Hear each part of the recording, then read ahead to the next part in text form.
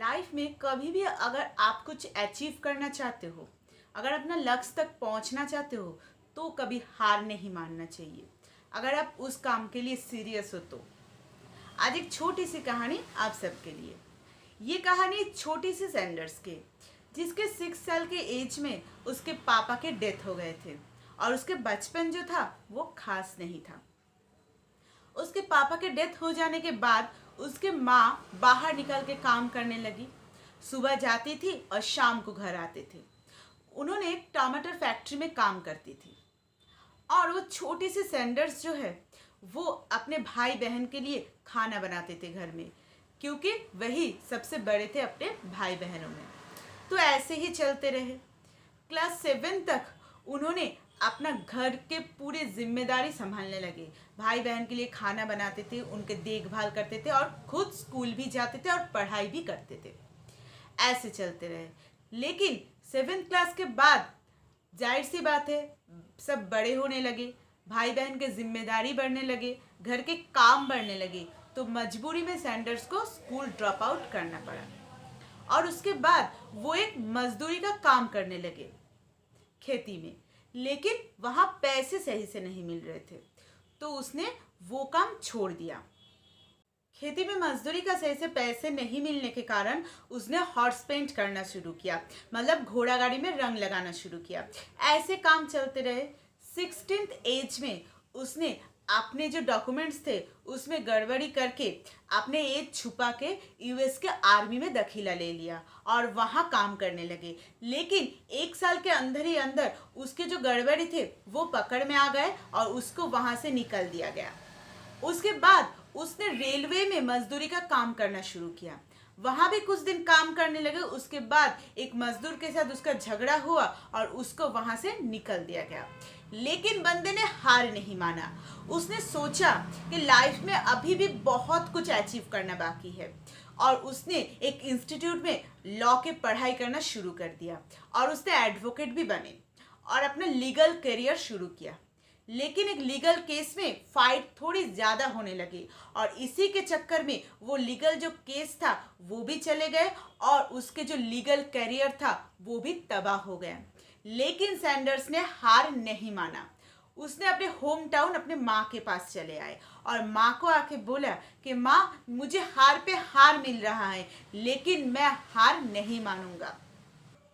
उसने insurance company में काम शुरू किया एज ए इंश्योरेंस एजेंट और उसने घर घर में जाके पॉलिसी बेचना शुरू किया। काम भी सही से चलने लगे थे, पैसे भी सही से आने लगे थे।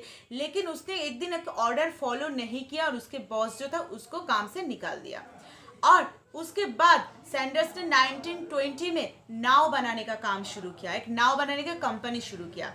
इंस्टेंट सक्सेस भी उसको आने लगे थे और पैसे भी सही से मिलने लगे थे। तब सैंडर्स ने सोचा इस काम के साथ हमें और कुछ बिजनेस भी करना चाहिए, तब हमें और भी सक्सेस मिलेगा शायद। तो उसने उसके बाद एक केमिकल लैंप बनाने की फैक्ट्री खोली। केमिकल लैंप बनाने भी शुरू किया था जस्ट उसी वक्त एक दूसरे कंपनी ने उससे बेहतर क्वालिटी के केमिकल लैंप बनाने का फैक्ट्री खोल लिया और उसमें काम भी और भी अच्छे से चलने लगे थे। तब सैंडर्स ने सोचा कि यहाँ हम टिकने वाले नहीं हैं और उसने वो काम शुरू करने से पहले ही बंद कर दिया। केमिकल लैंप बंद होने के बाद उसने एक फ्यूल स्टेशन में काम करना शुरू किया। काम सही से चलने लगे थे, पैसे भी सही से आने लगे थे। लेकिन एक गलत डिसीजन की वजह से वो फ्यूल स्टेशन जो था वो बंद हो गया और फॉर्चुनेटली उसी वक्त उसके सर्विस स्टेशन में रेंट फ्री ऑफर के साथ उसको ऑफर किया गया कि आप यहाँ काम कीजिए, यहाँ से जो भी सेल होगा उसके जो परसेंटेज है वो हमारे साथ शेयर कर लेना। लेकिन सैंडर्स ने समझ चुका था कि इसी एक काम के भरोसे रहना सही नहीं है, तो उसने उस सर्विस स्टेशन के पास एक छोटी सी स्टॉल खोल लिया और उसके बचपन के जो हॉबी थे कुकिंग का, वो काम उसने डेवलप करने लगे। उसने वो स्टॉल ओपन किया और वहाँ वो फ्राइड चिकन बनाने लगे और फ्री में सबको खिलाने लगे और वहाँ जो मील बनाते थे वो भी सबको फ्री में खिलाते रहे और इस फ्राइड चिकन का जो स्वाद था वो धीरे धीरे चढ़ने लगा, लोग आने भी लगे। तो सैंडर्स ने उसके कुछ दिन बाद वहाँ एक रेस्टोरेंट ओपन किया और जैसे उसके खाने का स्वाद थोड़ी डिफरेंस थे तो रेस्टोरेंट में भी भीड़ बढ़ने लगे और उसके खाने का जो पॉपुलैरिटी है वो भी धीरे धीरे बढ़ने लगा। एक दिन वहाँ एक गवर्नर आया खाने के लिए, तो उसको फ्राइड चिकन सर्व किया गया। उसको वो फ्राइड चिकन खा के बहुत मज़ा आ गया, तो उसने इसका एक नाम रखा कर्टन की कर्नल। इस नाम से जो ये फ्राइड चिकन है वो बहुत पॉपुलर होने लगे। तो सैंडर्स के रेस्टोरेंट धीरे धीरे आगे बढ़ ही रहा था, लेकिन अनफॉर्चुनेटली कह सकते हो कि वहाँ एक एम्प्लॉय के साथ झगड़ा हो गया और 4 साल के अंदर ही अंदर वो रेस्टोरेंट जो था वो बंद हो गया। लेकिन सैंडर्स ने हार नहीं माना। उसने फिर से एक रेस्टोरेंट ओपन किया और वहाँ भी वो अच्छे से रेस्टोरेंट चलने लगा कि एक दिन वहाँ आग लग गए और सब कुछ तबाह हो गए।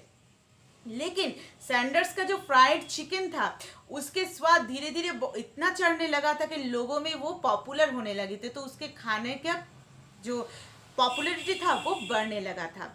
तो सैंडर्स ने फिर से 140 सीट वाला एक रेस्टोरेंट ओपन किया और उस रेस्टोरेंट में काम बहुत अच्छे से चलने लगे थे और उसके खाने का स्वाद, उसके कर्टन की कर्नल का स्वाद बहुत अच्छे से चढ़ने लगा था। लोग बहुत आने लगे और वो फेमस होने लगे थे। तब तक वो लगभग फेमस हो चुके थे उसके फ्राइड चिकन के कारण। लेकिन भगवान पता नहीं क्या चाह रहा था, उस वक्त सेकेंड वर्ल्ड वॉर शुरू हुआ और उनके जो रेस्टोरेंट था वो बंद हो गया। सेकेंड वर्ल्ड वॉर ख़त्म होने के बाद सैंडर्स के पास इतने पैसा नहीं थे कि वो एक और रेस्टोरेंट ओपन कर सके। तब उसके दिमाग में आया क्यों ना हम अपने रेसिपीज़ को रेस्टोरेंट में जाके उसका जो सेल है वो करने लगे और अगर कोई खरीद लेते हैं तो उससे परसेंटेज लिया जाए। तो ये सोचते ही वो काम शुरू कर दिया। वो कई रेस्टोरेंट में घूमने लगे अपने रेसिपीज़ को लेके, लेकिन कोई भी रेस्टोरेंट है जो है वो उनके जो रेसिपीज़ है उसको अप्रूव नहीं किया। लेकिन सैंडर्स ने हार नहीं माना, वो अपना काम करते रहे। 1009 बार मतलब 1009 टाइम्स जो है वो उसके जो रेसिपी है वो रिजेक्ट होते गए, लेकिन उसने अपना काम करते रहे। आखिरी में उसके शहर में एक बड़े रेस्टोरेंट ने उसकी जो रेसिपी थे वो खरीद लिया और उसका अप्रूव कर दिया। और फर्स्ट टाइम सैंडर्स के कर्टन के फ्राइड चिकन यानी कि KFC जो है वो किसी बड़े रेस्टोरेंट में पहुंच गए और वहाँ से उसकी जो पॉपुलैरिटी है वो धीरे धीरे बढ़ने लगी। उसके जो फूड चेन है वो एक्सपेंड होने लगे। सैंडर्स दिन रात मेहनत करता था, उसको सोने का भी टाइम नहीं मिलता था, घर जाने का भी टाइम नहीं मिलता था। वो कार के बैक सीट पे रेस्ट ले लेते थे। ऐसे वो अपना काम करना शुरू किया और 1964 में KFC का 600 ब्रांचेस ओपन हो चुके थे और फूड चेन जो है वो एक्सपेंड होने लगे थे और पॉपुलैरिटी और भी बढ़ने लगे थे। 1969 में न्यूयॉर्क के स्टॉक एक्सचेंज में फ्राइड चिकन के नाम गूंजने लगा और सैंडर्स के नाम भी गूंजने लगे। कब 600 से 3500 ब्रांचेस हो गए उसको मालूम ही नहीं पड़ा और वो एक बहुत बड़े बिजनेसमैन बनने लगे थे। ऐसे करते करते सैंडर्स के जो फूड चेन है वो इंटरनेशनल मार्केट में बहुत ज़्यादा एक्सपेंड हो चुके थे। मैक्सिको, जमाइका, कनाडा का कई देशों में उसका पॉपुलैरिटी बहुत ज़्यादा बढ़ने लगे थे और वो उसका जो KFC का जो ब्रांचेस है वो भी धीरे धीरे बढ़ने लगे।